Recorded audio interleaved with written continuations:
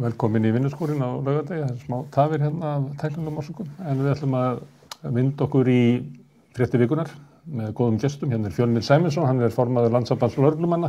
Steinunn Þórðardóttir, hún formaður Læknafélagsins og Sonja Þorbjörnsdóttir, hún formaður BSRB. Og svo Hallfríður Þórðarsdóttir, hún fundarstjóri á mótmælum á Austurvelli. Verið öll velkomin á þessum skrýtna degi. Það er bæði kosningar og svo Eurovision sem telja það vera svona álíka stóra viðburði og deila kannski það, hvor stærri. En að því að það hérna, að því að það eru kosningar, að þá má kannski bara byrja á því að ræða það, þess hérna svona mikilvægi kosninga, Sonja. Það náttúrulega, við erum að kjósa stjórn í félagið sem við eigum saman, hvert í sínu sveitarfélagi. Þetta getur við haft áhrif, ég veit að hver maður getur haft áhrif með atkvæði sínu en stundum veltir maður fyrir sér hvernig það er. Það til dæmis í þessum kosningum svolítið erfitt kannski að átta sig á því hvað var kosið. Þetta var mjög stutt kosningabarátta. Heldurðu að fólk vakni almennt upp í morgun við það er hugmyndur að það sé núna að fara að hafa afgerandi áhrif með atkvæði sínu? Já, það allavega í tveimur sveitarfélögum sem að fólk hefur ekkert val í Tjörneshreppi og Skagaströnd af því það bara sjálfkjörið og þegar ég sá þær fréttir að þá svona var ég að rifja upp að árið 2017 að þá vorum við með könnun hjá öllum sveitarfélögunum varðandi hvaða dagvistum þau bjóða upp á og ég hafði ekki hugmynd það á þeim tímapunkti að það getur verið til svona lítil sveitarfélög og var svona okkur fannst mikilvægt að ná til allar sveitarfélagana og það kom í ljós að þó nokkur þeirra ekki með heimasíðu eða starfandi stjórnsýslu eða starfsfólk á sínum snærum heldur vel að fá þá þjónustuna hjá nærliggjandi sveitarfélögum hverju sem að svona af hvaða toga sem hún og í sumum sveitarfélögum var það þannig að það var raunverulega engar upplýsingar hægt að fá þá sem að stýra nema einfaldlega bara að finna GSM-númer. Þannig að ég svona búin að vera mjög hugsi við því af hverju við erum ennþá á þeim stað að séu 69 sveitarfélög þegar þetta þessi mikilvæga nærþjónusta sem að snýra að fólki en í eins og aðdraganda þessara kosninga þá þetta svona fannst mér allavega að blasa við að mjög margir héldu fyrst eða svona umræðan snýri svolítið landspólitíkina, ekki það sem að sveitarfélögin að gera og svona áhugavert að sjá hvernig þetta þróaðist af því að fyrst eins og þú nefni var þetta bara mjög mikið svona deyfð yfir og það var svona lítið fjallað málefni og svo var verið að kanna, Rúnar Vilhjálms og fleiri voru að kanna hvað kjósendur væri að leggja áherslu á og þá voru það helst skipulags- og samgöngumál og þá fór ég að velta fyrir mér, það raunverulega það sem mikilvægast í lífi allra? Þannig að það rati bara á toppinn í öllu því sem að sveitarfélögin gera. Og ég ákvað að spyrja stjórnmálafræðinga hvort það væri raunverulega þannig að það væri kannski meiri í þá áttin að það sem að bæri hæst í umræðin að það væri það sem fólk svona legði áherslu á. Og viðkomandi var svona sammála því og svo þetta sem betur fyrir þróast þetta aðeins og svona bættist aðeins í flóruna og við sáum aðeins mun á höfuðborginni og landsbyggðinni þá voru atvinnumál efst á baugi en allstaðar eru þetta líka húsnæðismálin og svo komu þá skólarnir inn í undir svona lokin á atrenninni en það sem ég var kannski ánægðist með var að í kappræðanum í gær varðandi frambjóðendur hérna hjá borginni að þá var loksins að mínum mati verið að leggja áherslu á svona jöfnuðinn og bara þennan félagslega hluta en ekki bara einhver áþreifanleg verðmæti heldur þetta sem að skiptir okkur mest máli að við náum endum saman og við höfum þak yfir höfuð og svo framvegis. Þannig að mögulega þetta bara þurfti aðeins lengri tíma og þá kannski verið aðeins meiri dýpt á þessar umræðu og verið meiri kröfur en eins og margir hafa nefnt svona í þessar umræðu þá ég finn ekkert svona mikinn áferðamun eða svona málefna ágreining allavega á milli þeirra framboða sem að ég hef þá verið að fylgjast með því ég bý í Reykjavík og fylgjast kannski mest með hér en líka svona með þær fréttir sem að vera að koma úr öðrum sveitarfélögum. Það er svona spurninga mitt svona eftir hverju fólk að fara að kjósa og ég var mjög ánægð með umfjöllun Stundarinnar þetta. Hún dró svona vel upp helstu atriði og hvað væri fjallað í stefnuskrá flokkana. En var munur á því að við má spyrja því að þú ert að segja að þegar fólk spurt sko, hvað leggja mest áherslu á að þá veit maður ekki alveg hvort að fólk að svara þetta sem þekkingarspurningu, hvað hefur verið mest verið að ræða og þá eru kannski þessi skipulagsmál og kannski þessi mál sem að poppa alltaf upp fyrir hverja kosningar í Reykjavík, Sundabraut, Reykjavíkurflugvöllur og eitthvað svona sem að maður bara skilur ekki hvað veldur þessu að poppa alltaf upp aftur. Heldur að þetta séu þekkingarspurningar frekar heldur en að þetta vísið í nákvæmlega hvað fólk myndi helst vilja kjósa og svo þú segir líka áðan að tilfengi sem ég fekk eftir kappræðinu í gær svona að nú var ég svona kosningabaráttan að byrja en það var hún eiginlega að klára sko því að það höfðu eiginlega ekki verið nein svona sterk umræða nein sérstök mál nema helst húsnæðismál. Nei, einmitt, já, þú veist, ég skil þetta þannig að þegar að kjósendur voru að svara hvað þau lögðu mest áherslu á, þá væru þau raunverulega að segja svolítið þau málefni sem að þau hefðu heyrt mest. Þú veist, að það vantaði svona variasjónina og svona meiri skala á því held ég að fólk átti að sjá hvað fellur undir hlutur sveitarfélaga. Af því þá var ennþá þarna fyrir nokkru vikum ennþá mjög mikið umræðinni svolítið atriði sem að heyra undir landspólitíkina sem að væri þá bara næra að beina til Alþingis eða sinna þingfulltrúa þar að koma á koppinn. En það breyttist, en eins og eftir kappræðarnar í gær, já, þú veist, mér fannst nú vera að komast í gang, en mér fannst heldur ekki, þú veist, maður heyrði svona áferðamun og það var svona áhugavert hvernig umræðan var. Og mér fannst, þú veist, þetta fá allt og stuttan tíma, svo er þetta mjög skrítið líka þessu standandi svona í lok kosningabaráttu, ég hef alltaf einhvern veginn haft sambúð með fólki í þeim aðstæðum, en ég hefði viljað sjá meiri dýpt á umræðu, ég hefði viljað geta séð meira frá þeim sem að gefa kost á sér svona að ræða hlutina til þrautar og ég verð að segja fyrir mitt leyti að Sundabraut rattar ekki á efstu 10 sko í mínu. Og þess vegna, mér var svona smá viðsnúningur, ég allavega man ekki eftir því að það hafi verið svona mikil umræða félagslega partinn eins og var þarna í gær og það náttúrulega bara þeim að þakka sem að voru í framboðið, voru þó nokkur sem að tóku þetta og settu það einfallega á dagskrá. Fjölnir, Sonja segir að það verið lítið umræða kosningarnar í Reykjavík, þú ert ekki kjósandi þar eða gert ekki í Hafnarfirði og vinnur á Suðurlandi. Jú, akkurat. Hvernig virka sveitarstjórnarkosningar gagnvart Hafnfirðingum? Mikil umræða? Nei, ekki mjög mikil. Ég hef nú ekkert verið líka í framboði fyrir sveitarstjórnarkosningar og ég veit það alveg sko að það er oft svona andint að hefur nákvæmlega engin áhuga á sveitarstjórnarkosningum nema svona viku fyrir kosningar eða það er að segja íbúar í sveitarfélagunum. En sko svona út frá því að vera ekki kjósandi í Reykjavík að þá var það nú samt þannig í fjölmiðlum og það var eins og það sé bara verið að kjósa í Reykjavík. Ég sagði ekkert hann í vinnunni hjá mér, örugglega kosningar í Kópavogi, ég er nú uppalinn í Kópavogi, ég heyrði bara ekkert af því og ég held ég hefði ekki heyrt af Akureyri nema það var í Kata framboðar. Þannig að það er svona, ég sko, að því að Sonja kom inn á þessi félagslegu mál sko og þá hjó ég eftir því að það var sko eitt bæjarstjóri sem státaði að segja því að þeir væru með met í MPA-samningum sko, þeir eru 18 í 30.000 manna sveitafélagi. Þannig að þú veist, það sýnir kannski alveg áhersluður á hana málaflokk ef 18 sko, MPA-samningar eru Íslandsmet hjá sveitafélagi. En mér hefur fundið sko, þarna umræðan kannski vera fyrir eitthvað dauf. Og ég með tjóð því maður getur gert svona kosningapróf stundin og rúf. Og ég held að það sé mjög erfitt að fara niður fyrir 60% að fara að sammála frambjóðanda sem sýnir kannski áherslunar í sveitarstjórnarmálum. Og eins og oft hefur sko verið sagt, ég held að fólk dálítið meira að horfa á einstaklingar sem það vill fá í sveitarstjórn heldur beint flokkin. Þannig að ég held að það sé nú ekki sama flokkshollusta sko í sveitarstjórnum og eins og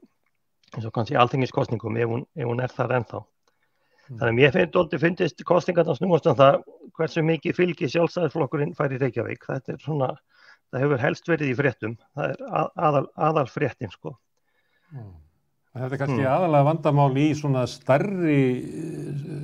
sveitarfélögum eins og Kópavogi, Hafnarfirði, Akureyri, Reykjanesbæ. En kannski minna það sem er meiri nálægð á milli fólks. Það sem er kannski svona samskipti fólks geta borið upp umræðuna, en þú ert komin í 30 manna sveitafélag og þar til að svona fjölmiðla til þess að geta haldið utan umræðuna og það ekkert slíkt í Kópavogi eða það er í Reykjanesbæ kannski og þeir reyndu þetta á Akureyri, ætlaðu að hafa umræður í N4 en þeir hættu við það því að þeir áttu ekki efni á því að þeir þurftu að borga og kettinni vildi ekki borga og þar með felldur þetta bara niður. En í Hafnarfirði svo sem reyndar bæjarblað og þar nú mjög mikið af greinum en ég veit ekkert hversu mikið Hafnfirðingar fara inn á fjarðafréttir almennt, en þar nú flestar svona greinar kosningarnar og þetta var kannski jafnvel mesta fjörið í Hafnarfirði með því að fá Guðmund Árna svona sem kom kannski með dálítinn kraft inn í kosningabaráttuna og svona hann var ekki jafn heilagur og margir aðrir frambjóðendur og lætur fólk heyra það en þar virðist þetta nú vera svona 2 turnar sem er búið að setja upp þannig, þessi gömlu 2 turna og kratarnir vilja bara fá bæinn sinn aftur, enginn stoltið af því umræðan. Það er svona söguþráður í því, eins og var kannski líka þetta með 2 turna tal, það var svolítið í Reykjavík búið að vera 2018 og 2014, en það var eiginlega ekki núna, þar það vantar kannski svona eiginlega söguþráðin í það, því að turnandir eru svo litlir í Reykjavík, þeir eru bara sikkert 20% eða svo. Steinun, sveitarstjórnarmál, það er verið að tala svona Sundabraut og svona, hvað við kalla svona Legokubba plön, þar sem verið að ákveða hvort að Miklabrautin yfir í stokk og hvort það að flytja þetta og hvort Átúnsbrekkan yfir þarna. En svo þessi svona félagslegu þættir sem kannski svona það sem mestu verkefni sveitarfélagana, það náttúrulega menntamálin, öldrunarmál, fatlaðir, skólamálin, félagsleg aðstóð, félagslegt húsnæði og annað slíkt. Finnst þér svona,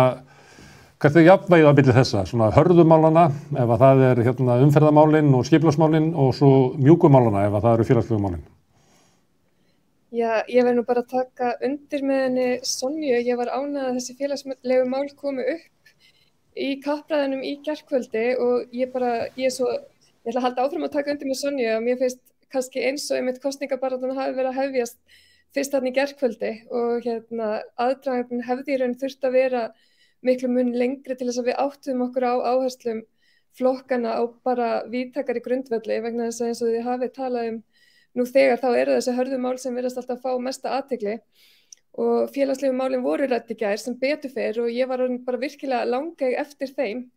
og þá bæði eins og þið nefnið, málefni fatlaðs fólks, þessa NPA-þjónustu,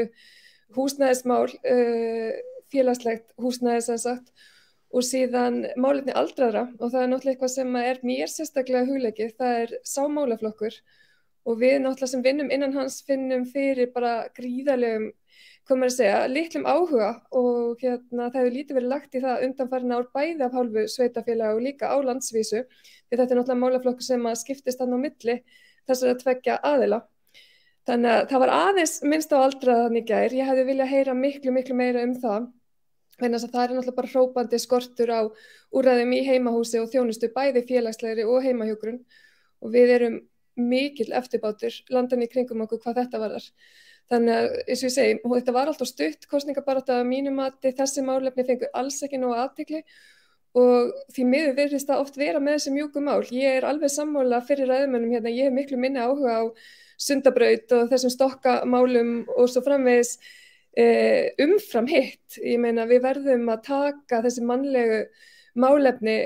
fyrst og ég meina síðan getum við farið að ræða þetta. Þannig ég saknaði þess og ég á pínu erfitt með að átta mig á línum flokkana hvað þetta varðar, satt best að segja. Og svo vil ég bara fá að hnýta aftan við að ég er líka sammála því að mér finnst þess að það sé bara Reykjavík sem sé verið að kjósa í. Og við vorum á ferð landið alla síðustu viku, læknafélagið að hitta lækna og heilbrigðisstarfsfólk utan höfuðborgarsvæðisins og þetta bara opnaði augum mín fyrir því hvað við vitum allt og lítið það sem er að gerast annars staðar á höfuðborgarsvæðinu og það er í rauninni bara skamm að því og eitthvað sem ég tel að við þurfum að bara taka okkur á sem samfélag að við viljum að það sé búseta hér út land. Þannig að þetta líka bara opnaði augum mín fyrir því. Já, má ég spyrja það vegna þess að þegar maður fer upp úr Átúnsbrekkunni og byrjar að tala við fólk hvað skiptir mestu máli, að þá kemur mér sem leikmanni óvart að það eru heilbrigðismálin. Það er svo víða það sem að fólk bara óöruggt vegna þess að það verið að sko upplifi það að heilbrigðisþjónusta sé bara grotna niður í kringu það sem að var betri þjónusta en hún að fara og nú farið þið læknafélagið og eruð að gera svona hvað heitir að vísitera. Getur þú dregið aðeins upp svona hvernig þú upplifir það ástandi sé út á landi? Já, ég get gert það. Þetta var gríðarlega áhugavert og ég bara opaslega ánægð með að við skildum taka þetta skref. Ég er frekar nýbyrjuð í þessu hlutverki og ég taldi það bara skyldu mín að fara út um land og hitta lækna þar og kynna mér þeirra aðstæður og hvað þarf til þess að viðhalda heilbrigðisþjónustu út um land og þetta var líka bara hluta til að hvetja ráðamenn almennt til að gera slíkt þið sama. En þess að við fengum gríðarlega góða innsýn í akkurat það sem að gerast víðsvegar og sem dæmi þá hittum við lækna á Siglufirði sem búin að standa þar vaktina meira og minna allan sólarhringinn áratugum saman með þá öðrum lækna á Ólafsfirði og svo þarna þriðji læknirinn og þeir eru allir að nálgast komnir yfir 70 eða algjörlega komnir á nippið að ná þeim áfanga og það ekkert plan í gangi varðandi framtíðina á þessu svæði og þetta svæði sem einangrast oft bara vegna færðar og annars þannig að íbúar þarna þurfa að treysta algjörlega á heilbrigðisþjónustuna á staðnum og þarna erum við með 270 og 1,65 og það ekkert langtímaplan í gangi og það mikil uppbygging í ferðaþjónustu. Ferðamenn eru þarna bara í margfeldi af íbúum þegar best lætur eins og maður segir en peningarnir sem komi gegnum þessa heilbrigðisþjónustu ferðaþjónustu virðast ekki skila sér í styrkingu heilbrigðisþjónustunar á staðnum sem náttúrulega bara lykilatriði fyrir ferðaþjónustu líka og auðvitað aðalega íbúana en ferðaþjónustuna líka, ég meina ferðamenn komi ekki á staði þar sem ekki heilbrigðisþjónusta, það augljóst og fólk vill ekki búa á stöðum þar sem ekki heilbrigðisþjónusta og eins og þú sagðir þá þetta læknir á staðnum eitthvað sem fólk spyr sig oft fyrst að þegar þeir íhuga að flytja eitthvað. Þannig að mér finnst þetta bara hafa algjörlega legið í þagnargildi, satt best að segja, eftir þessa ferð. Já, ég man að ég kom einu svona í stað út á landið þar sem að læknirinn var að skilja og fólk var að velta því fyrir sér hvort það myndi flytja í burtu. Það var eiginlega, þú veist, þetta svo veikt og þá var læknirinn ákvað að flytja í burtu að þá sá fólki fram á að vera læknislaust á stað sem ofta einangrast á veturnar. Þetta er mjög undarlegt. Herðu en Hallfríður, hvað ef ég dreg þetta saman þá það þannig að sko kosningabaráttan byrja svolítið seint og það kannski að koma mál og segjum að hefði verið framhald af því að þá hefði kannski orðið framhald á umræðunni sem var verið að byrja kannski í gærkvöldi fyrst að vera að ræða svona mýkri mál heldur en þessa Sundabraut og flugvöll og þannig ætti það að vera, þannig að debatt í samfélaginu, það eitthvað mál sem að koma inn og þá eitthvað ansvör og þú veist þannig að það svo vanti alveg bara heila 2 vikur í debatti til þess að það nái að koma fram því að það hefði valla svo og maður heyrði það bara í spurningunum í gær, það sem að spyrlarnir voru bara að spyrja beint upp úr stefnuskrá flokkana. Þetta eitthvað sem á að vera kannski svona í fyrstu umræðum og svo þróast umræðan og svo verður sko framhald af því. Eru það að fara að kjósa í lýðræðinu í svona upp úr hálfköruðum umræðum? Já, ég held að sé ábyggilega hægt að segja það. Ég tek nú undir orð bæði Sonju og Steinunar varðandi hvað þessi kosningabarátta byrjaði seint. En ég ætla aðeins að fá að gera athugasemd við mjúkmál og hörðmál. Ég held að mjúkumáli séu bara afskaplega hörðmál og skipti sko fólk rosalega miklu máli í heildarsamhenginu. Þannig að það svolítið sko varhugavert að vera flokka endilega alltaf félagslega í eitthvað svona eins og sko að setja svolítið niður, finnst mér. Og já, mjög fegin að sjá áhersluna á þessu félagslega Hallfríður, mér finnst mjúkt vera betra en hart, sko, hart vont. Komdu bara við það. Þetta var svona, fer eftir einhvern og lítur á málin, en allavega það var ánægilegt að sjá áhersluna á þau mál og húsnæðismálin sem hafa verið legið, sko, hefur ekkert verið sinnt eins og skildi og það fannst mér mjög athyglisvert hvað húsnæðismál tóku í fyrsta sinni það ég man svona mikið rými. En það var einn málaflokkur sem ég hjó eftir að vakti nánast enga athygli og ég furðaði mig svolítið á því þar sem að málaflokkur svona stendur mér nærri Og það eru allir innflytjendurnir sem að hafa orðið kosningarétt í sveitarstjórnarkosningum en þeir eru ríflega 30.000 og það kom mér á óvart að það skildi ekkert vera rætt í gær stöðu þeirra í svo þarna í Reykjavík eða bara yfirleitt á landinu og þeir eru náttúrulega misjafnlega dreifðir landið en þeir eru engu að síður vaxandi flokkur, vaxandi hópur og sem að hvers rödd á eftir að heyrast miklu skýrar og það svona svolítið eins og þeir hafi verið dissaðir, svo ég leyfi mér að nota það orð, í þessum kosningum. Ég hef verið að viðurkenna það, ég hef ekki fylgst mjög vel með kosningabaráttu í öðrum sveitarfélögum, en sveitarfélög eins og til dæmis Reykjanesbær, það eru þriðji hver íbúi af erlendum uppruna, það er gífurlega hátt hlutfall og það bara löngu tímabært að við hleypum þeim röddum miklu nær inn í þessa miðju pólitískrar orðræðu á Íslandi. En líka eins og Steinunn og þau öll sömul voru að tala áðan, að Þorfiski eða þú, ég man ekki hvort varst þú Smári, sem að sagði landsmálin hefðu skikkt svolítið á sveitarstjórnarmálin, ég held að það sé svolítið tilviki en það kannski ekki að ófyrirsynju. En ég held við verðum líka að taka öll þessi mál í heildarsamhengi og samgöngur til dæmis, það eru bara rosalega snar þáttur í umhverfismálum og velferðarmálum, þetta tengist allt innbyrðis, þannig það er afskaplega erfitt að aðgreina þessa málaflokka. Má ég aðeins að þú nefnir innflytjendur og ef ég má tala áfram með Reykjavík að það var árið 2002 að þá var 82-83% kjörsókn. Hún fór niður 2014 niður í 62%. Hún hafði 20% stig hafði bara farið af og lyftist aðeins síðast upp í 65. En þegar maður skoðar hverjir það eru sem að kjósa ekki, þá er til dæmis innflytjendur að ég held að vera 18% innflytjenda sem að kaus. Kosningaþátttaka var ekki meira og það var meiri kosningaþátttaka hjá þeim sem það er skipti í tvennt, það eru norrænu þjóðirnar af því að þau fá að kjósa fyrr. Ég held að þau megi kjósa eftir 3 ár, en hinn eftir 5 ár. En hjá þeim sem er ekki af Norðurlöndum þá var þetta 15%, það var 18% af innflytjendum öllum. Yfirleitt þegar maður að horfa til dæmis á svona niðurbrot lýðræðiskerfa í Bretlandi og Bandaríkjunum þar sem eru svona miklar rannsóknir, að þá gerist það þannig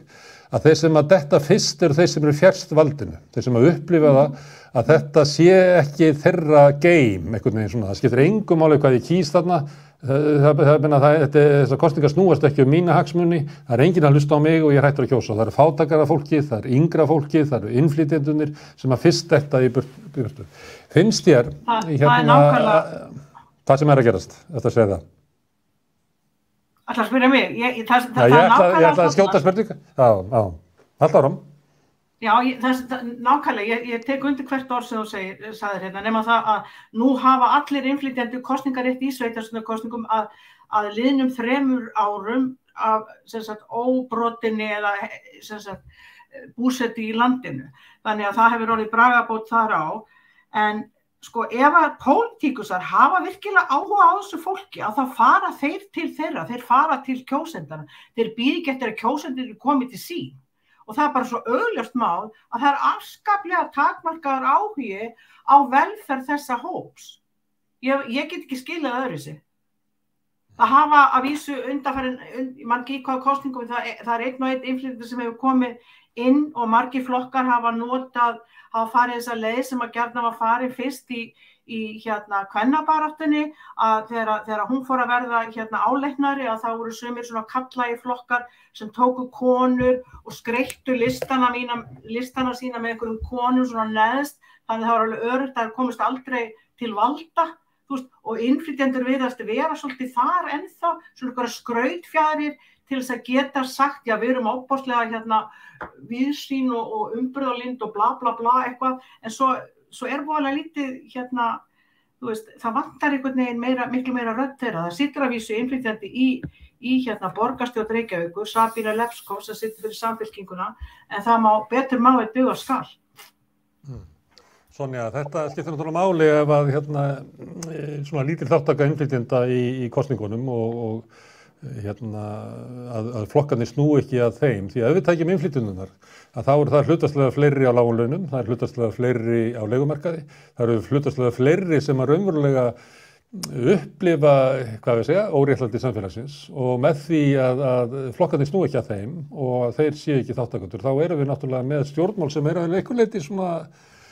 fjalla svona betursetti stjórnmál sem að í verstafalli þá getur lent í einhverju svona sem eru elítustjórnmál sem að eru kannski það ástæðan fyrir að þessi Lego-kubba áhugi að vera alltaf að búa til borgina og ákveða hvar veginir að leggja þessu tengt þessu, að það vantar bara fleiri raddir þeirra sem að upplifa óréttlæti samfélags. Getur það verið? Ég meina að þetta líka hættulegt. Þú veist, það sem að maður sér líka svo skýrt hvað fólk endurspeglar sinn bergmálshelli og ef það kemur engin annar þarna inn til þess að einhvern veginn að storka þessum sjónarmiðum að þá breytist ekki neitt og þess vegna held ég sé mitt hlutaði hvað hún að svona hæg breyting á umræðinni og mér var að hugsa til þess að Hallfríður var að tala, ég þekki eina af erlendum uppruna sem hefur svona verið framála ýmsum málum, ég veit ekki hvort hún hafi sagt þess að sögu upphátt, þannig ég þori ekki að fara með nafnið hennar, en það ekkert mörg ár síðan að hringt í hana og spurt hvort hún vildi gefa sæti á sig eða kosta sig til að fara á lista og eitthvað svona neðarlega, þannig að þetta var svona bara til þess að væri nú örugglega einhverju erlendum uppruna á listanum og hún segir nei og svo segir hún en þú getur prófað að hringi í, þú veist, þennan og þennan og það var búið að því, þú veist, þá kom það í ljós, þú veist, þetta var raunverulega bara svona til þess að tékka í boxið, sko, og heldur ekkit, þú veist, það var ekki samtal það svona, hverju hennar helstu, áherslu málefni væru eða eitthvað álíka eða hvort þau samrýmdust almennt þessa stjórnmálaflokks. Þannig að þetta ótrúlega skrítin umræða og ég var svona aðeins sem þetta velta fyrir mér af því að Hallfríður kom inn á kvennasöguna, þú veist, þetta þá einfaldlega þannig að til þess að koma málefnum fólks af erlendum uppruna betur á framfæri að það þurfi einfaldlega bara að stofna sérstakar stjórnmálaflokk, þú veist, og þannig komist þróun í gang, eins og þetta þekkið það líka úr sögu kvennaframboðana, það var mjög misjafnt og það var eiginlega kannski, hvað maður segja, það sem leiddi til þess að það stofnuðu sérstakt kvennaframboð var að þær upplýðar voru ekki teknar alvarlega í þeim stjórnmálaflokkum sem það voru, þetta var svona meira bara til þess að haki boxið en málefnin þeirra komust ekkert raunverulega á dagskrá og þá velti ég mitt líka fyrir mér hvað getum við gert til þess að gera það, þú veist, mér finnst allavega smá svona vonarglæta þegar að það svona smá meiri áhersla á félagsleg málefni en eins og búið kom inn á, þá var ekkert fjallað fólk af erlendum uppruna í gær og svo ég vísi aftur í þessa umfjöllun stundarinnar að þá það einn málaflokkurinn sem þau skoðuðu, hvort það væri fjallað það á stefnuskrá flokkana sem í framboðinni í Reykjavík enn og aftur og það voru bara mjög margir sem að skiluðu auðu þar og reyndar sem skiluðu bara mjög auðu í ansi víðtækum málaflokkum. Þannig að þetta og svo líka sko að því að við erum búin að fjalla eins þetta svona fór hægt á stað en þetta fór ekkert bara hægt á stað, það líka rosalega svona froða í auglýsingum. Þú veist, ég átta mig ekkert endilega á hver áherslan raunverulega þegar þetta bara eitthvað svona almenna setningar sem að getur bara farið í algjörlega sikkura áttina og það náttúrulega mjög margir óákveðnir líka og þá einmitt fór ég velta fyrir mér samhengi við sko fólks af erlendum uppruna ef að fólk sem hefur búið á viðkomandi staði í áratugina og einhvern veginn að reyna að átta sig, hvernig þetta þá fyrir þeim og RÚV tók viðtöl við nokkra á erlendum uppruna og þau einmitt bent á að það eiginlega ekkert efni sem á ensku eða svona aðgengilegt og hvað þá á pólsku sem náttúrulega stærsti hópurinn hjá okkur. Þannig að það er svo margt sem að bæta í svo það svo sérkennilegt að þetta komist ekki betur á dagskrá af því að sko ef að maður myndi setja sig í hugarheim þess sem að hugsa einhvern veginn bara í atkvæðum þá allavega sóknarfæri þarna, það væri ekki nema bara fyrir það sko. Svona, mitt mat að það hafi verið minna áberandi núna en fyrir 4 árum að flokkarnir verið að leita til innflytjenda. Það getur verið að það hafi verið út af kosningaþátttökunni að flokkarnir bara segi það svo lítil þátttaka að þetta svarar ekki kostnaði ef ég má vera kaldadinn eða þá að tíminn bara svo rosalega stuttur núna að það náttúrulega kosningalögum var breytt samkvæmt gömlu lögunum hefðu átt að kjósa til 2 vikur og það eru páskar þarna og svo það vill svo til að það eru páskar og svo kemur sko landsmálin taka sviðið svona afgerandi og þá eiginlega bara kemur í ljós að kannski, ef ég má spyrja því Fjölnir, kannski voru þetta bara mistök að vera að færa þetta og ég man ekki eftir kröfugöngunum sem sögðu að við viljum kjósa miðjan maí en alls ekki seinast í maí. Það hefði átt að kjósa samkvæmt gömlu lögunum 28. maí en lögunum var breytt en nú kosið 14. Hvað eigum við kannski veltaði fyrir okkur kannski hafi þetta ekkert verið sérlega snjallt? Já, mögulega þurfti nú kannski meiri tíma sérstaklega með hvernig við sjáum þetta hefur spilast núna í ár og það var bara almennt fannst mér deyfð yfir fólki sko bara, mér fannst almenningur einhvern veginn ekkert verið að hafa áhuga á þessum kosningum og eins og þú segir kannski þeir voru bara skíðum yfir páskana og auðvitað kom þetta sko salobríðum Íslandsbanka sem tók dálítið yfir sviðið í þjóðfélaginu eðlilega og það var eiginlega bara þannig að sko frambjóðandi sveitarstjórnar þurftu bara að biðja getum við fengið smá athygli.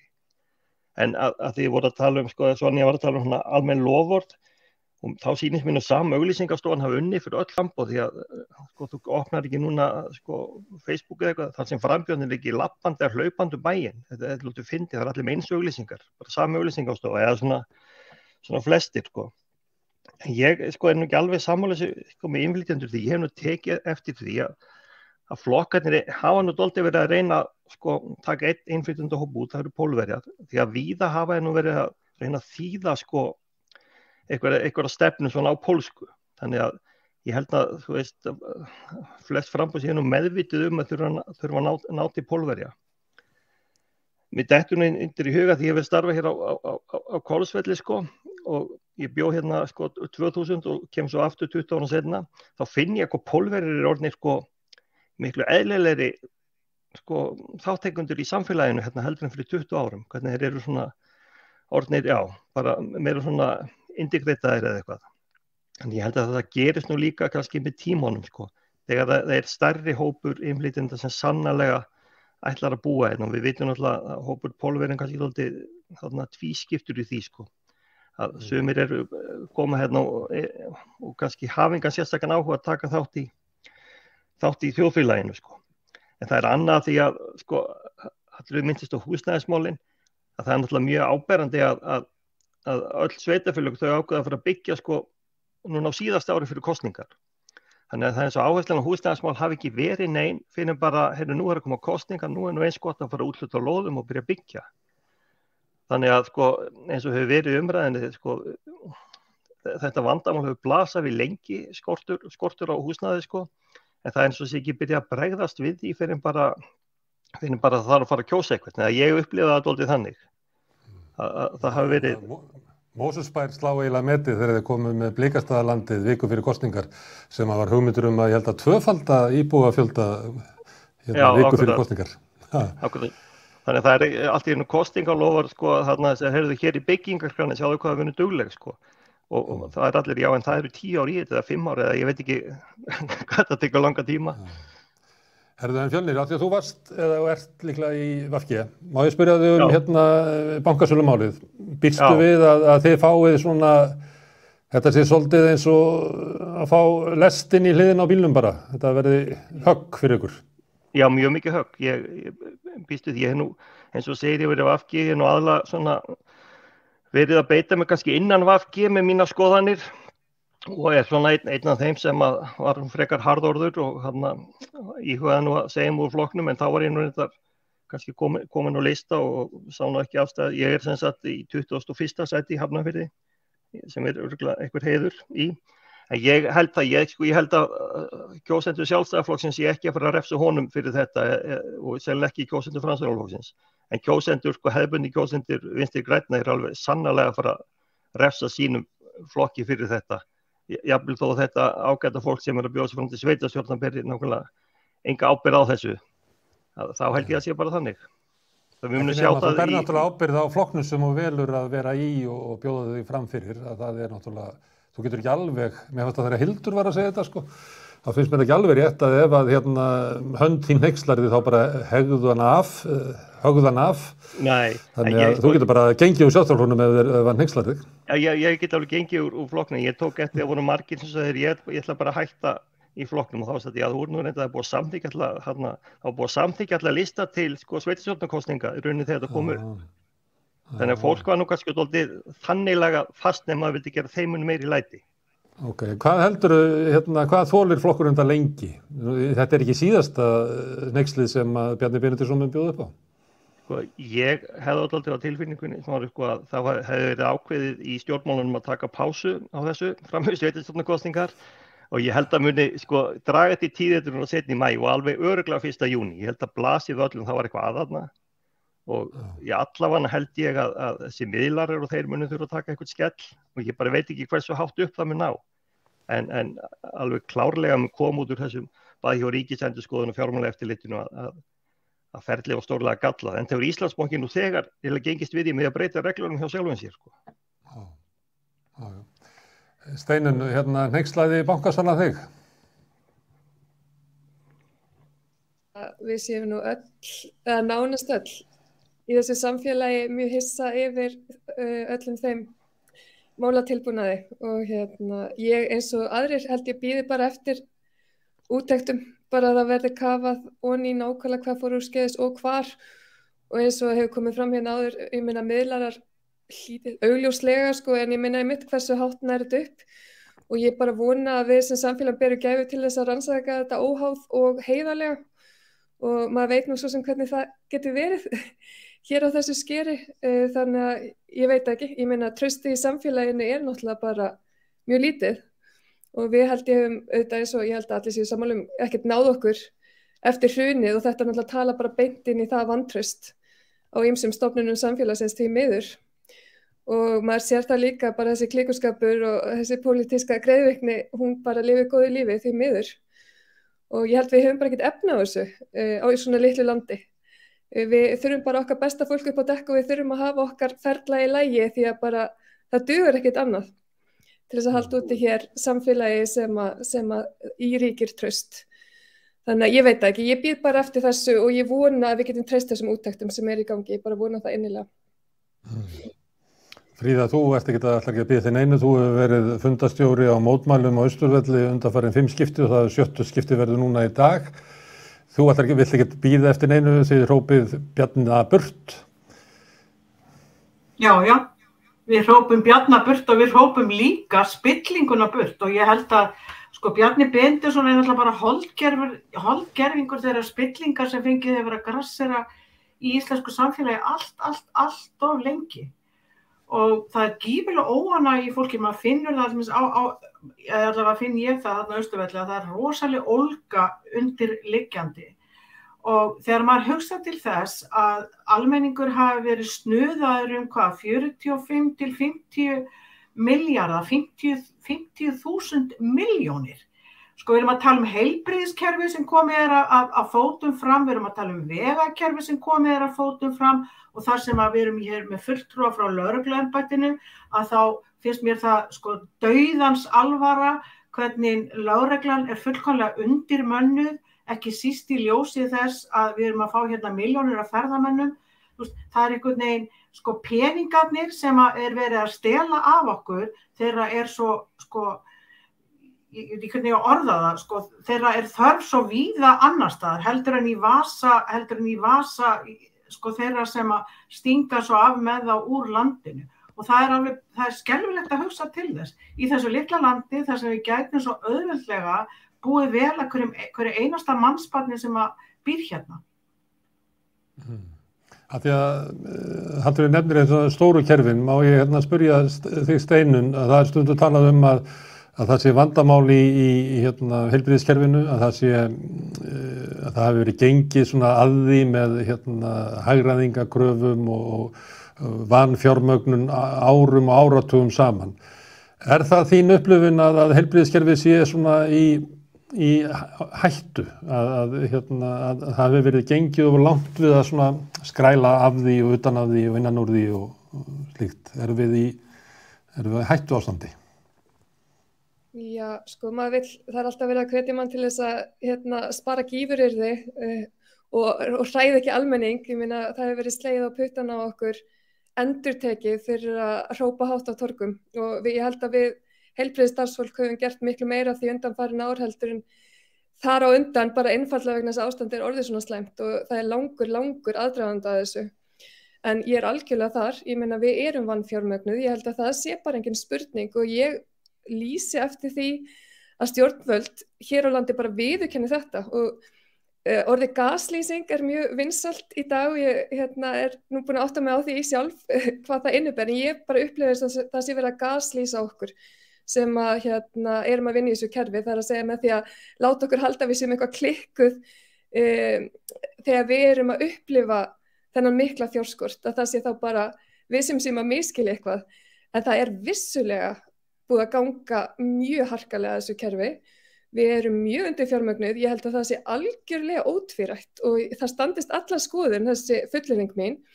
Það að halda úti heilbrigðiskerfi á svona litlu landi með svona dreifðar byggðir bara dýrara hlutfallslega heldur en í stærri samfélögum samt erum við að eyða minna í heilbrigðiskerfið heldur en löndin í kringum okkur sem eru með mun hagstæðari rekstrarreiningu og maður spyr sig af hverju það? Svo erum við ekki með her, þar erum við að spara hellingsfjármagn og það náttúrulega frábært. En það fjármagn ekki þá að skila sér inn í kerfið eins og heilbrigðiskerfið og í rauninni ættum við að vera með mun meira hlutfallslega per haus sem við erum að borga inn í heilbrigðiskerfið úr okkar sameiginlegu sjóðum. Plús það að við ættum að í rauninni að geta gert enn betur af því að við erum að spara ákveðna útgjaldaliðir sem eru til staðar annars staðar. Þannig að alls staðar það sem ég kem, þar hrópandi fjárskortur og það alltaf verið að tala þetta við okkur, þetta stjórnunarvandi, stjórnendurnir ykkar kunna ekki að reka þetta án sóunar. Ég bara innilega ósammála því. Það vissulega ykkur sóun mögulega ykkur staðar en skorturinn hrópandi þótt og myndi skera alla fituna sem eftir af að það myndi ekki gera nokkuð hlut og mér sýnist á þessari fjármálaáætlun fram til ársins 2025 að þá sé líka mjög vanáætlað aukningin sem mun vera í kröfum á heilbrigðisþjónustu meðal annars vegna öldrunar þjóðarinnar sem einhvern veginn virðist aldrei almennilega tekið inn í myndina því miður. En hvernig virkar þetta? Þú segir að þið hrópið eldur og þá kemur ykkur og sussar á ykkur, það ég ekki að tala að sé eldur hana. Hverjir það sem eru að sussa niður að kvarta yfir því, ekki almenningur að kvarta yfir því að heilbrigðisstarfsfólk sé að lýsa ástandinu? Hver að gera það? Nei, alls ekki almenningur. Það hafa verið ráðherrar, það hafa verið fleiri en einn ráðherrar gegnum tíðina sem hafa talað að við sem að tala niður kerfið og þar af leiðandi í rauninni fæla fólk frá því að vilja vinna innan þessa kerfis að við sem ég segi, í rauninni bara við séum vandamálið og okkar orðræða sé að valda mönnunaskorti og fleira. En eins og ég segi, ég held að hún Sanna hafi mitt verið að tala á mjög svipuðum nótum þarna í gær í kappræðunum að svona orðræða verður ekki til í einhverju tómi. Maður bara tekur sig ekki til einn daginn og fer að tala niður kerfið sem maður vinnur innan. Það búið að reyna allt hitt á undan og það hlustar enginn.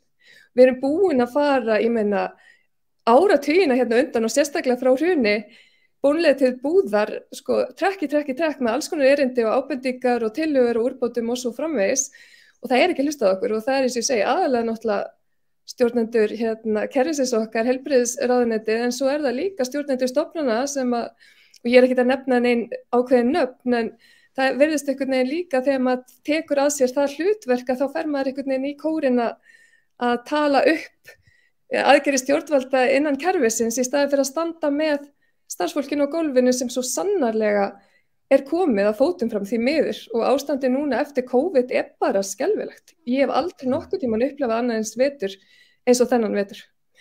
Og ég held að það séu allir sammála það að við erum bara örmagna, gjörsamlega og þetta fer ekkert mjög hátt nefnilega. Og það hafa verið gríðarleg veikindi meðal heilbrigðisstarfsfólks í vor og gríðarleg langtímaveikindi sem fara hratt vaxandi og það sjáum við meðal annars í félaginu okkar og ég veit að hjúkrunarfræðingarnir eru líka að sjá það og fleiri fagstéttir innan kerfisins að fólk að detta í langtímaveikindi því að við erum bara örmagna. Það búið að leggja allt og mikið og herðar allt og fárra því miður. Ég get vitnað þetta, ég búin að vera lengi að reyna að fá Steinunni í þáttinn en hún alltaf að detta inn á aukavaktir. Það ekki illa. En Fjölnir, lýsingin hennar Steinunnar. Gæti þú ekki bara sagt þetta sama með bara talað löggæsluna? Jú, ég get sagt nákvæmlega sama og ég hef meira að segja verið skammaður fyrir það sama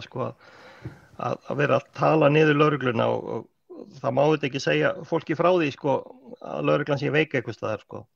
en líka þessi örmögnun og ég held að hún verið að fara inn í þessa sveitarstjórnarkosningu líka þjóðin alltaf örmagna ég held að sé það og og eftir COVID náttúrulega lögreglum gjörsamlega örmagna sko, að framfylgja alls konar reglum sem eru settar jafnvel vikuna áður sko, þannig að þetta hefur tekið mjög mikið á sko. Ég hef verið að sko, hugsa þetta, sko, það bara eins og Íslandi náttúrulega bara vantar fólk, við sáum nú bara sko, ferðaþjónustan var að tala það, þú veist, það vantaði fólk. Ég alltaf að tala það vanti fólk í lögregluna, það vantar fólk í heilbrigðiskerfi sko. Þannig sko bæði eins og það bara búa fáir á Íslandi, við bara náum ekki með þessum mannfjölda að halda upp því kerfi sem við viljum, en á sama tíma samt skortur á leikskólaplássum og alls konar sko, þannig að ég átta mig ekki alveg á þessu, en þetta dálítið merkilegt að það vanti sko bara mjög mikið fólk, sérstaklega í sko opinber þjónustustörf og reyndar þú veist, eins og Sonja þekkir alltaf verið að skama okkur hjá opinbera geirunum að við séum alltaf mörg, en samt í fréttum sko, við erum alltaf fá, við ráðum ekki við að halda út þessu kerfi sko. Og ég veit ekki alveg hvernig við fara að því, en mér finnst það bara að blasa við að við ráðum illa við að halda úti sko fullt opinberri þjónustu. Sonja, þetta einhvern veginn svona staðan að stóru kerfin eru að þróttu komin, bæði eftir sko langvarandi svona sveltistefnu og svo sérstaklega kannski út af COVID og það eru fyrir að líða kjarasamningum á almennum markaði, það vaxandi verðbólga, það minnkandi pólitískt traust, það sem var búið að hægt og bítandi að lyfta upp sára lítið raunverulega, bara úr einhverju alfrosti upp í svona góðan svala, dunkar aftur niður. Þetta þetta skrítið ástand, hvað verkalýðsbarátta í svona ástandi, hvað tækifæri núna til þess að sækja fram vegna þess að fólk vill berjast og það hlýtur að vera gott, en jafnframt svona krafa samstöðu á voveigilugum tímum einhvern veginn. Hver taktíkin í svona ástandi fyrir verkalýðshreyfinguna sem þarf að bæta kjör sinna félaga? Já, það náttúrulega, svo ég svona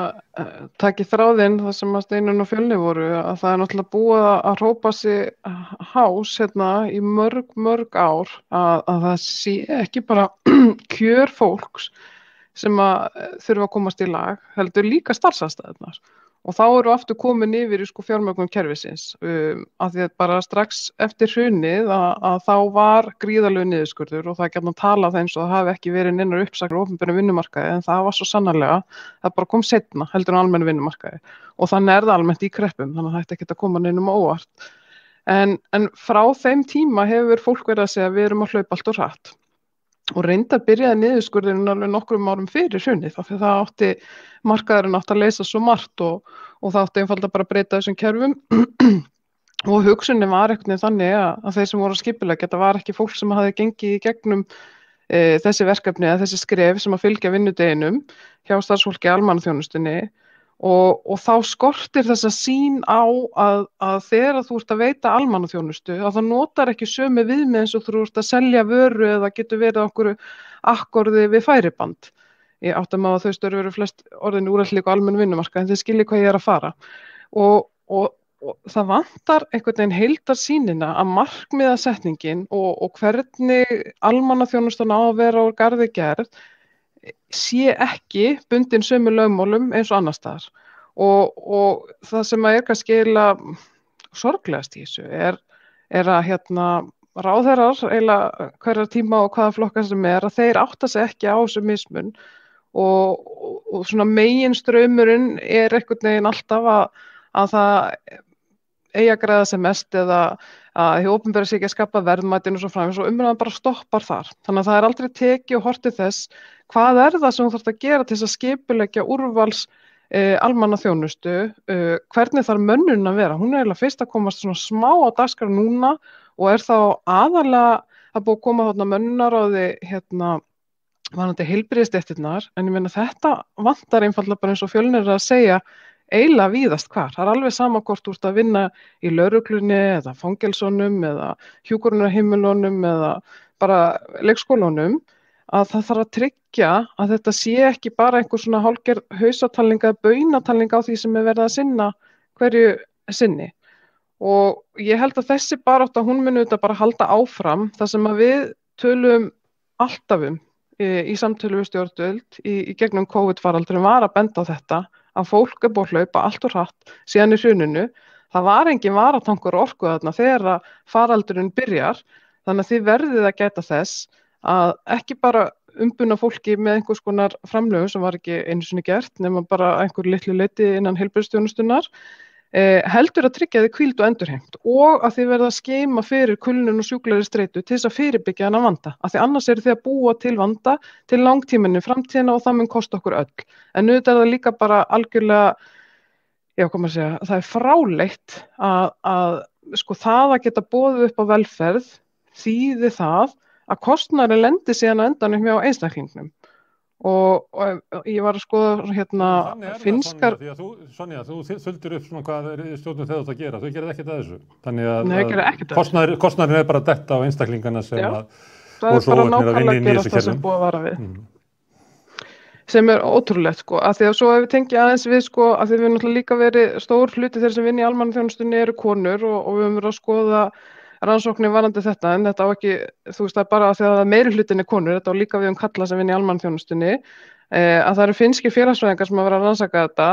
og þau segja einverulega að eina ástæðan fyrir að Norðurlöndin geta kalla sig velferðarsamfélög eru einverulega þau eru að bjóða upp á hágæða þjónustu en hún byggir einverulega á því módeli að það sé verið að sleppa sem skemmst frá því að greiða fólki mannsæmandi laun eða bjóða upp á viðunandi starfsaðstæður. Og þá vantar inn í þessa þekkingu sem eru þetta, hverju skilar það? Jú, það er meiri veikindafjárvera almennt og opinberu vinnumarkaði heldur en almennum og svo eins og þau eru að segja, þá þetta er fólk að detta út. Vinnuslysdatíðnin er hæst hjá lögreglumönnum sem er þá skortur á tíma fyrir þjálfun en líka vegna undirmönnunar. Þú veist, það eru alls konar svona viðvörunarbjöllur sem eru bara stöðugt búin að hringja í gegnum árin en að því að þetta kemst ekki inn í eitthvað skammtíma Excel-skjal að þá er ekkert verið að gera í þessu. Og einu viðbrögðum sem ég hef fundið hjá stjórnvöldum undanförnu er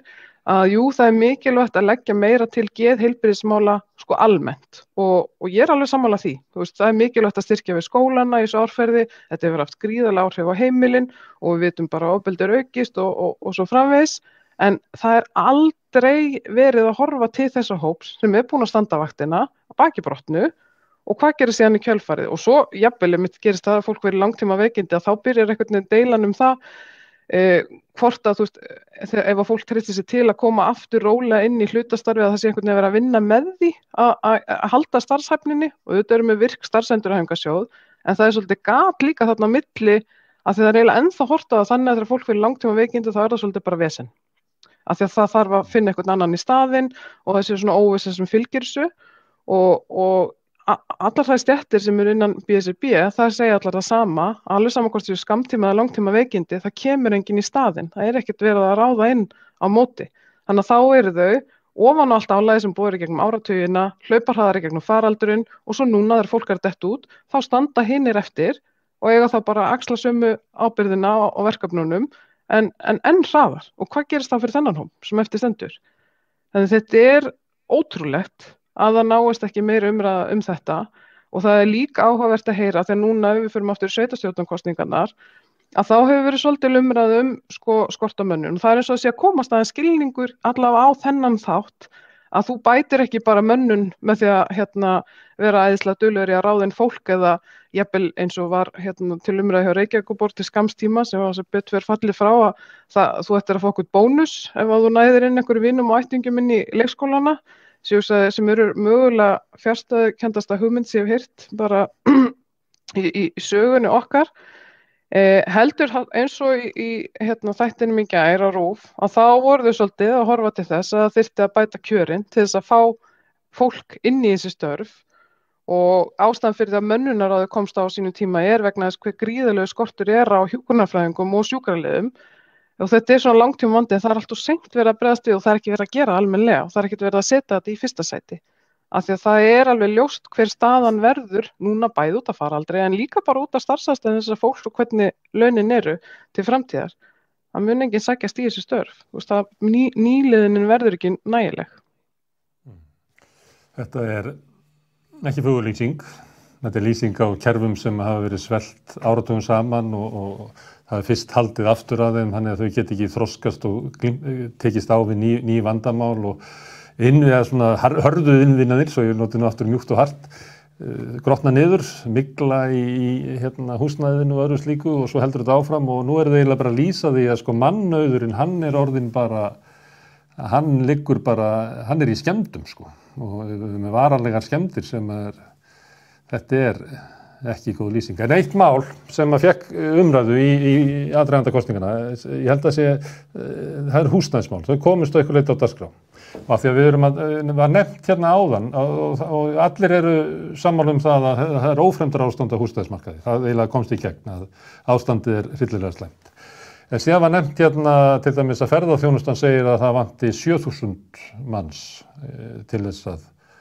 þannig að það vantar 7.000 manns inn á húsnæðismarkað sem er sprungin. Við vitum og sjáum það í tölum bara frá Isavia að ferðamannastraumurinn er að verða sambærilegur, kannski ekki alveg jafn mikill og hann var mestur fyrir COVID, en hann er á leiðinni þangað sem að aftur mun gera gríðarlegt álag á húsnæðismarkaðinn. Við gætum líka nefnt það að íslensk stjórnvöld hafa boðist til að taka á móti flóttafólki frá Úkraínu. Búist við að komi kannski allt upp í 2.000 manns, en það er verið að bjóða fólki hingað inn á bara gersamlega sundurtættan og sprungin húsnæðismarkað. Þannig að það getur verið að framundan sé bara einhver algjör hryllingur á húsnæðismarkaði.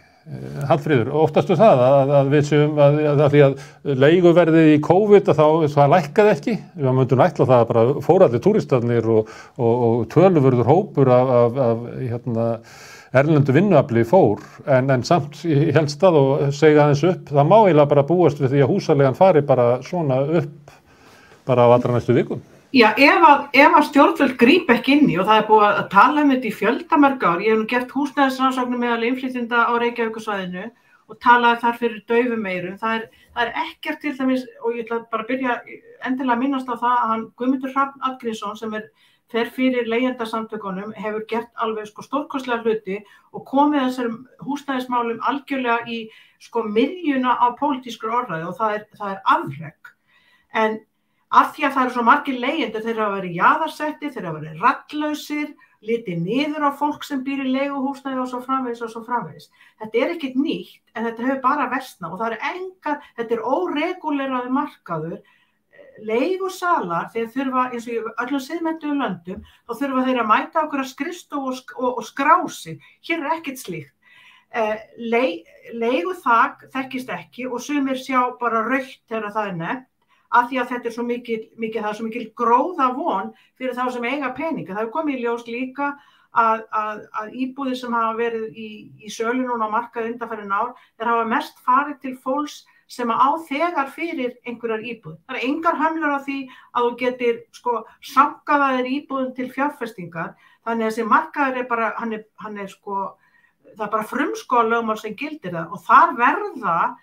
yfirvöld að stíga inn. Við eigum von á mikilli fjölgun ferðamanna eins og það sagði og það er mér fullkomlega óskiljanlegt, það hefur alltaf verið, hvernig hægt er að ímynda sér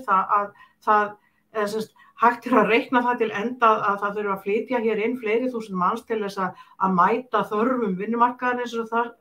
stendur, en það á ekki að búa neins það er bara að búa í einhverjum kjallarahólum eða guð má vita hvar eða eins og til dæmis bara það sem ég þekki til í blokk í Vesturbænum, þar er einn eigandi sem búinn að stúkka íbúðina sín sundur og leigir, hann er 5 eða 6 herbyggi, leigir 80.000 kall herbyggið og það er ekkert í regluverkinu sem segir að megi ekki gera þetta.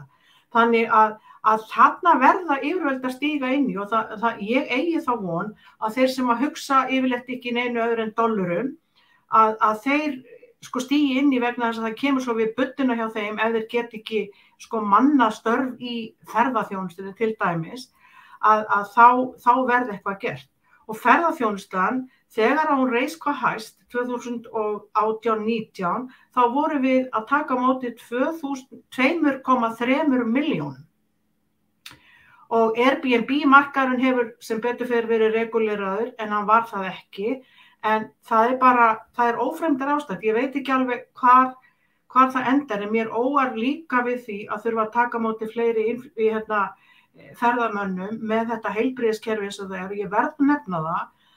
og því megi leiðrétta mig ef ég fer með vitlaust mál, að úthlutun á fjármagni til heilbrigðismála fer eftir íbúafjölda í hverju héraði, en ekki til dæmis eftir umferð í héraðinu. Bara getur tekið hérna Suðurlandi þar sem að ferðamenn eru hvað fjölmennastir, að þeir eru að fá úthlutun eins og sem miðast við fólk með lögheimili. Þannig að það er svo margt af í okkar kerfi sem einhvern veginn eru bara hræðilega mikil, bara, já, hvernig orða það, okkur stafar ógn af, eða hættumerki eins og Sonja bent á. Steinunn, er þetta þannig að það sé ekki gert ráð fyrir ferðamönnunum í uppbyggingu heilbrigðiskerfisins? Nei. Það séu svona, ferðamönnunum leggjast bara á Suðurlandið, og það er ekki þannig að það sé uppbygging í heilbrigðisþjónustu á Suðurlandinu? Nei, ekki lögreglunni heldur. Hún fær ekki auki fjármagn þó að hér séu tugir, hundruðir þúsunda af erlendu ferðamönnum á vegum úti sem margir hverjir með fullri virðingu kunni ekki að keyra á þessum sveitavegum sem við erum með og eru virkilega til trafala fyrir annarri umferð. Þannig að fyrir utan það það er nánast engin vegalögregla til staðar. Þannig að öryggi fólksins sem í landinu hverju sinni, hvort það eru þeir sem eru fasta búsett eða ekki, stafar hreinlega hætta af þessu ástandi. Við erum með lækni og löggu til þess að, þetta svona Steinunn? Já, algjörlega. Ég tek bara heilshugar undir þetta og þetta er eitt af því sem kom mjög skýrt fram í yfirreið okkar landið, að vissulega eru héruð verða mikið fyrir þessu. Og þegar nefnir Suðurlandi, ég held að ástandið sé hvergi kannski jafnþungt eins og þar er náttúrulega gríðarlega mikill ferðamannastraumur stöðugt og það allavega eins og ég skilða þá hefur ekki verið tekið neitt tillit til þessa. Þessu er í rauninni bara dæmt ofan á heilbrigðiskerfið og heilbrigðisstarfsfólk á hverjum stað algjörlega án þess að það fáist bætt með nokkru móti og maður velti því fyrir sér, hér er náttúrulega gríðarleg gróðavon. En þeir sem eiga síðan að standa undir þjónustunni sem náttúrulega bara verður miklu þyngri fyrir vikið, að það skila sér ekkert af því til þeirra. Og þeir segja það, ég meina sumar afleysingar í sumum héruðum eru bara orðin algjör martröð. Og þarna á Suðurlandinu við heimsóknum Selfoss, þar er mjög metnaðarfullur og flottur læknahópur, en þau eru gjörsamlega yfirkeyrð af verkefnum og meðal annars út af þessu. Og uppbygging á svæðinu heldur bara engan veginn í takt, þar að segja á heilbrigðisstofnuninni á Selfossi, í takt við þennan veruleika. Við fórum og skoðum bráðamóttökuna þeirra til dæmis og þetta er bara ekki vinnu aðstæður sem er hægt að bjóða fólki sem með svona þung verkefni. Og síðan segja það okkur líka að vegna ástandsins í Reykjavík þá er oft bara erfitt að koma mjög alvarlega veiku fólki frá sér vegna þess að það er allt sprungið líka í Reykjavík. Og bráðamóttökulæknarnir hér á Landspítalanum, þeir eru bara farnir að velta fyrir sér, þurfa ferðamenn að vita af því áður að koma til Íslands hvernig ástandi er á bráðamóttökunni. Er það okkar hlutverk bara að flagga fyrir því vegna þess að þeir telja sig ekki geta bara tryggt grundvallar öryggi með mönnunina eins og hún lítur út í sumar. Og ég meina, er þetta eitthvað sem bara er okkar skylt að upplýsa fólkum eða ætlar að koma til Íslands, að hér sé bara bráðaþjónusta mjög brothætt og ég meina auðvitað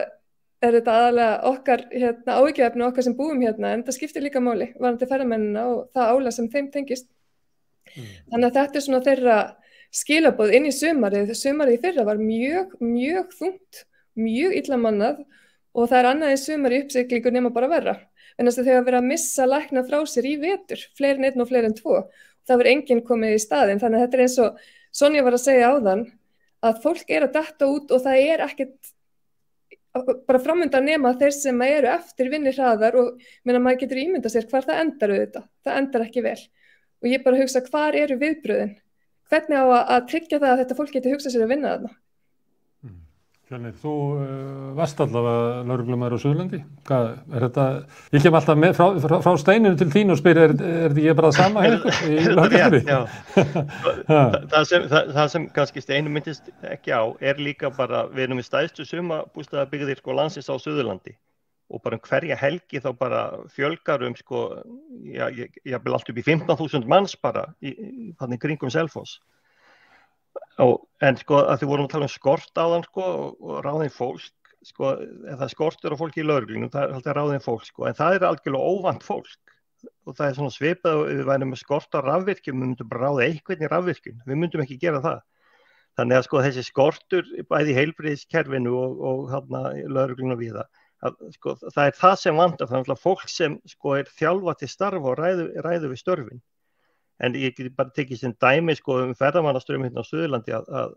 fólk með hótelherbyggi í Reykjavík og það að fara í dagsferð á Jökulsárlón og tilbaka og þú getur ímyndaði bara á hvað hraða og þarfst að keyra til að ná því. Þannig að sko vegirnir hérna getur bara verið bara mjög hættulegir og ég bara tók eftir að að slysum farið að fjölga núna hérna frá Reykjavík og á aðhöfn. Þannig að það bara það sem hefur alltaf gerst í auknu ferðamannastraumi og með óvana bílstjóra og þetta sko þegar lögreglan að keyra þjóðveginn svona eins og Hallfríður nefndi svona þjóðvegalögregla, það dregur úr umferðar, það eykur öryggi fólks bara að sjá lögreglubíl keyra sko. Það bara þannig. Það bara hægir á sig bara leið og maður sér ykkur sko, það bara þannig. Já, það þannig og það dregur úr slysum. Sko, því að sko, það miskilingur að fólk haldi að lögregla sé úti til að sekta eitthvað, hún þarna úti til að sko auka umferðaröryggi og draga úr umferðarhraða. Já. Herðu, þetta verða að vera lokaorðin. Ég biðst afsökunar á því að við byrjum aðeins seinna. Samstöðin ung og lítil sjónvarpsstöð og hún heldur úti til þessu þætti og mörgum öðru þáttum. En hún líka með beinar útsendingar frá Austurvelli núna á eftir. En þótt að þið geti náttúrulega hort á það. Vísir hefur sendt þetta líka frá. Þið getur hort á þetta á síðum samstöðuna bæði á YouTube og Facebook. Að þá hvet ég ykkur til þess að mæta því það ekkert skemmtilegra fyrir sálina heldur en að standa með sínu fólki og mótmæla stjórnvöldum, það styrkir okkur og svo getur fólk farið og kosið því takt við það. En ég þakka ykkur kærlega fyrir áhugaverðar umræður,